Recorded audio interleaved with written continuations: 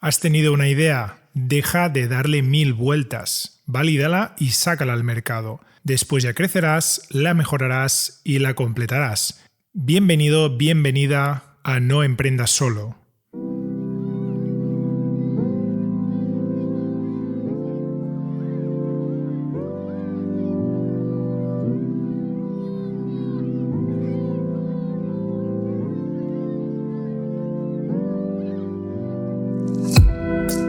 Hola amigos, ¿cómo estáis? Encantado de estar aquí. Mi nombre es David Lozano, soy publicista y diseñador web freelance. Llevo muchos años analizando y aplicando técnicas de diseño web en proyectos de todo tipo, desde comercios electrónicos, negocios personales hasta pequeñas empresas, y hay ciertos patrones que se repiten una y otra vez. Y en este podcast, que por cierto será breve porque este es un tema que podría dar para muchísimo más, te voy a contar las 10 cosas que comparten las webs de éxito. Imagino que te estarás preguntando, David, ¿solo 10? Obviamente hay muchísimas más, pero el tiempo es limitado y he querido hacer una lista de las que yo considero que son las más importantes y que habitualmente son las grandes olvidadas. Pero antes de empezar te quiero dar un pequeño aviso. Esto que te voy a contar es fruto de mi viaje como diseñador y como siempre deberás probar, experimentar y sacar tus propias conclusiones. Este podcast va sobre ti, sobre tu proyecto y sobre tu página web.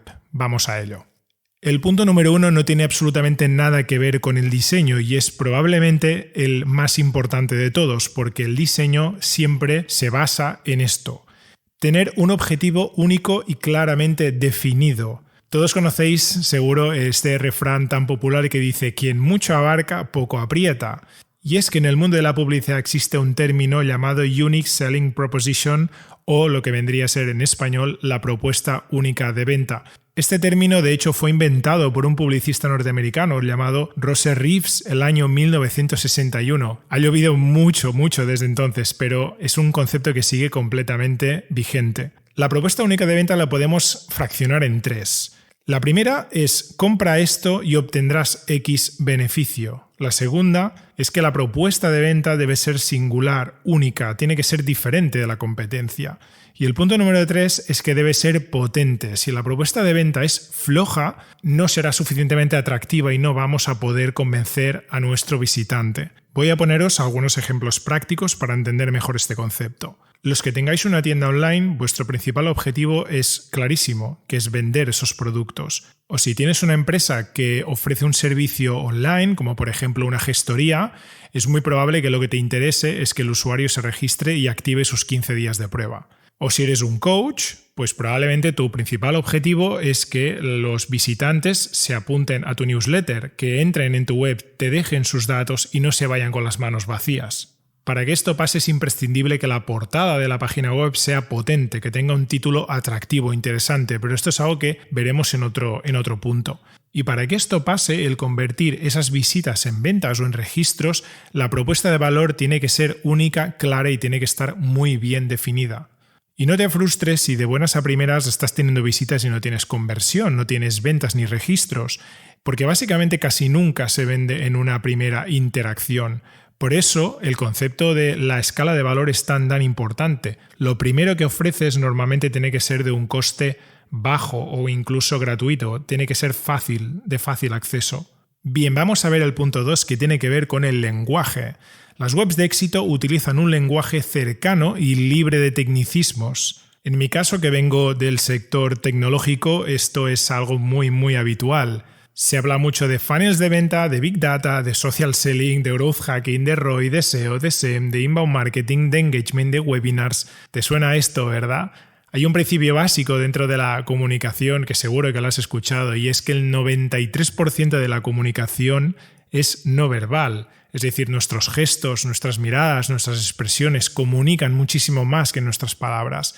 Si encima en el mundo online estamos con una pantalla enfrente y no nos podemos ver, lo único que estamos haciendo con estos tecnicismos, más allá de parecer inteligentes, lo que hacemos es crear una distancia de comunicación que nos aleja de nuestro objetivo, que es generar confianza para que esa persona se registre o nos compre o nos deje sus datos para proseguir en el proceso de venta. Y es que los usuarios no compran cosas que no entienden. Y esto es un concepto importante, lo repito. Tu usuario no te va a comprar si no te entiende. Entonces, si estás utilizando tecnicismos en tu página web, de verdad te aconsejo que los elimines y utilices palabras más llanas, más cercanas. Casi seguro que así te va a ir mejor y tus métricas van a mejorar.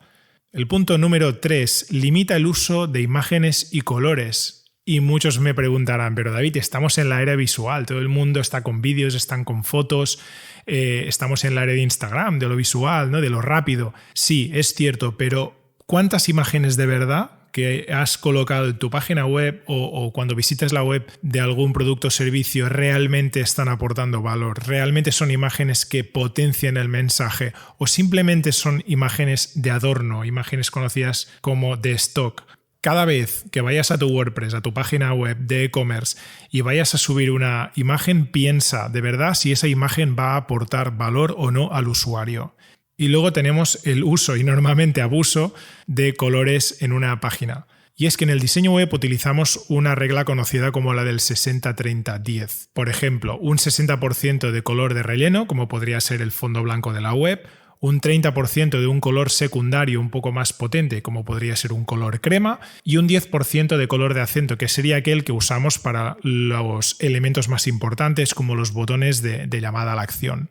Si te ciñes a esta regla, te estarás obligando a utilizar muy pocos colores, en la mayoría de casos 3, máximo 4, y eso te va a garantizar que tu web no va a chilar constantemente. Esto es importante y esto también, sino que vas a tener que elegir, vas a tener que priorizar qué es importante y qué pasa en segundo plano. Punto número 4, ofrecer pocas opciones. Y es que la mayoría de páginas también tenemos demasiados botones que pulsar, demasiados elementos en los menús, demasiadas cosas que hacer. Y como decíamos en el primer punto, cuando el objetivo es uno, las opciones también se reducen. Estaba volviendo de un viaje y lo típico que tienes la nevera vacía y tienes que cenar. Y me paré a un hipermercado. No un supermercado, un hipermercado de esos bien grandes que nunca había estado. Solo tenía que comprar una pechuga de pollo y unas cuantas verduras. La parte de las verduras fue muy fácil, pero la pechuga del pollo, amigos míos, me dirijo al pasillo de pechugas de pollo y os imagináis de metros y metros y metros del mismo producto, diferentes marcas, diferentes precios. Estuve como 5 minutos para elegir un paquete de pechuga de pollo. O todos conocemos al típico amigo que cuando va a un restaurante, cuanto más larga es la carta, más tarda en pedir.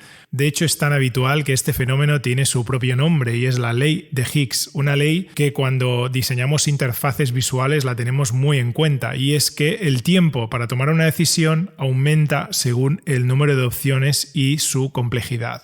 Así pues, revisa el menú de tu página web y si tienes probablemente más de 6 elementos, deberías replantearte hacer limpieza y dejar solo los estrictamente necesarios. Yo suelo recomendar dejar en la parte alta todos aquellos elementos que estén alineados con tus objetivos y pasar en la parte baja el footer, la zona inferior de la web, todos aquellos elementos que sean secundarios. Seguimos con el punto número 5 y es que vamos a hablar de los formularios de contacto. Seguro que te ha pasado alguna vez que intentas rellenar un formulario de contacto y cuando ves el número de campos que tienes que rellenar te echa para atrás. Y es que una de las primeras acciones que hago cuando me llega un proyecto y veo, por ejemplo, que a nivel de analítica ese proyecto tiene visitas pero no tiene una buena conversión, no hay personas que estén rellenando los formularios de contacto o haciendo la acción que tengan que hacer, generalmente suele ser por 2 motivos. El primero y el más obvio es que el formulario no funciona por motivos técnicos y el segundo es que tiene demasiados campos. Y es que es mejor limitarse a pedir aquellos datos estrictamente necesarios, por ejemplo, el nombre o el correo electrónico en caso de una descarga de un lead magnet o el nombre y el teléfono en el caso de un servicio más personalizado que luego tengas que llamarle para validar, ¿no? Si ese lead, si ese prospecto, ese visitante es un buen candidato para ser tu cliente o no.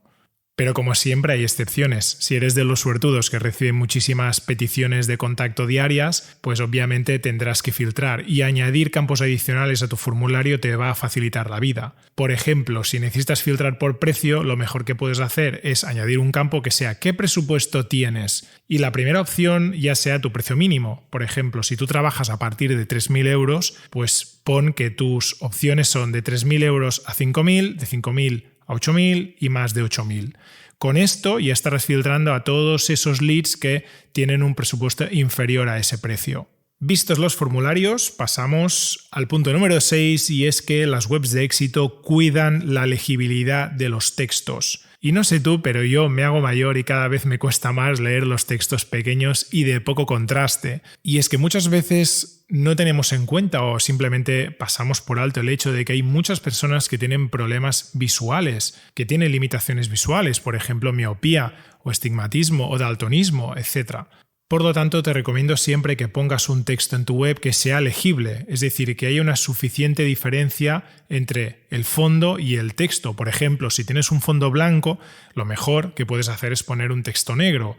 Pero si tienes un fondo de color rojo, no le pongas un texto verde porque cuesta mucho, por la falta de contraste, leer ese texto con claridad. Lo mismo pasa con el tamaño de letra. No utilices tamaños de letra demasiado pequeños porque es algo que va a frustrar la lectura y casi seguro ese usuario va a acabar abandonando tu web. Y hablando de frustración, punto número 7, la velocidad de carga. Y es que nos hemos vuelto muy impacientes, lo queremos todo ya, lo queremos todo para ayer y no tenemos paciencia. Y yo me incluyo. Estoy seguro que te sientes identificado con esta situación. Tú visitas una página web y desde el momento en que pinchas el enlace y se abre, como tarde más de 3 segundos, chao, me voy a otra. Y es que el tiempo ideal de carga de una página web en sitios móviles debe ser de entre 1 y 2 segundos. Y te estarás preguntando, vale David, mi web va lenta, ¿qué hago para solucionarlo? He probado de todo. Existen muchísimos factores que tienen que ver con la velocidad de carga, entre ellos el tipo de plantilla que estés utilizando, el servidor que tienes contratado, si estás utilizando demasiadas imágenes o incluso vídeos, si son demasiado pesadas. Al final todos los componentes que añades a tu web están añadiendo peso y están alargando el tiempo de carga. Para este caso existen unas herramientas de análisis que te dicen cuáles son los factores que están haciendo que tu web cargue lentamente, como Google PageSpeed o GTmetrix. Ambas son herramientas gratuitas donde puedes analizar tu página al detalle. Y ahora sí, nos vamos acercando al final. Punto número 8. Las webs de éxito adaptan el contenido según el tamaño de pantalla. Y es que si yo te pregunto de tus visitantes cuáles están accediendo a tu web desde ordenador o desde móvil, ¿me lo sabrás responder? Esto es algo que si no lo sabes deberías consultarlo desde ya, porque es un dato muy valioso y que encima es muy fácil de saber. Lo único que tienes que hacer es tener instalado Google Analytics, irte a la pestaña de tecnología y allí podrás ver cuál es el porcentaje de visitantes que tienes con móvil y con sobremesa o tablet. La mayoría de casos que me estoy encontrando es que un 70% o más están utilizando los móviles. Y muchas veces el contenido de las webs no está bien adaptado. Cuando digo bien adaptado, no es simplemente que se adapta, que la foto encaja en el móvil, sino que es necesario modificar el tipo de contenido. Por ejemplo, yo he tenido muchos clientes en los cuales tenían párrafos de texto muy largos en versiones de ordenador y que hemos tenido que duplicarlos y generar una versión más corta y adaptada a teléfonos móviles. A resumidas cuentas, se trata de lograr decir lo mismo pero con menos texto. Vamos al penúltimo punto, número 9. Las webs de éxito tienen una portada que responde rápidamente a 3 preguntas clave. Y este punto, como nos ha pasado ya, vuelve a hacer referencia en el número 1 y era el hecho de tener un solo objetivo. Tenemos que tener claro que la portada de la web es el elemento más importante. Es lo que marca la diferencia entre que el usuario se quede o se vaya. Y es que de media está documentado que un usuario destina entre 5 y 15 segundos a decidir si esa web es buena o no para él. ¿Qué hay que hacer para tener una buena portada? Es muy sencillo. Coge ahora mismo, ve a tu web y comprueba si puedes contestar a estas 3 preguntas. La primera es, ¿qué hay de bueno aquí para mí? ¿Qué me estás ofreciendo exactamente? La segunda es, ¿cómo hará este producto o servicio que mi vida sea mejor? Y el último, ¿qué debo hacer para continuar? ¿Qué debo hacer para obtener ese beneficio? Estas 3 preguntas tienen que estar contestadas en la portada. Y por eso veréis que la mayoría de webs de éxito tienen portadas muy parecidas. La mayoría siguen un patrón. Tienen un título bien grande, un pequeño subtítulo que amplía la información del título y luego tienen un botón de la llamada a la acción. Si estamos vendiendo un producto, pues lógicamente le pondremos al lado la imagen de ese artículo. Y llegados a este punto es muy probable que estés pensando, pero David, si nadie lee, si todo el mundo escanea, la gente va muy rápido en las webs. Y es verdad, tienes razón. La gran mayoría de personas escanean las páginas y leen solo los titulares. Por eso precisamente el titular tiene que ser muy bueno. El titular tiene que llamar la atención, tiene que crear una sensación de quiero saber más y eso haga que el usuario siga explorando nuestro producto y siga leyendo de arriba hasta abajo donde tenemos nuestro formulario de contacto o nuestra llamada a la acción. Y por último, vamos al punto 10 y este es un poco para barrer hacia casa y es hacer caso a los profesionales. Yo siempre hago la comparativa con ir al médico. Tú te encuentras mal, llamas al médico, vas a la consulta, el médico te pregunta ¿qué te pasa? ¿Qué síntomas tienes? ¿En cómo te puedo ayudar? Y tu respuesta es tengo dolor de cabeza desde hace 2 o 3 días, entonces he leído por internet que es muy probable que tenga migrañas y vengo a que me recetes estas pastillas que me voy a tomar durante 10 días.